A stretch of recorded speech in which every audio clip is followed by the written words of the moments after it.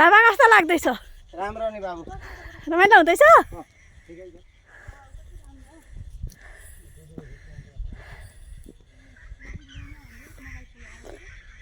इलामको ताजा ताजा मिठो मिठो हावा एकदम रमाइलो ठाउँ।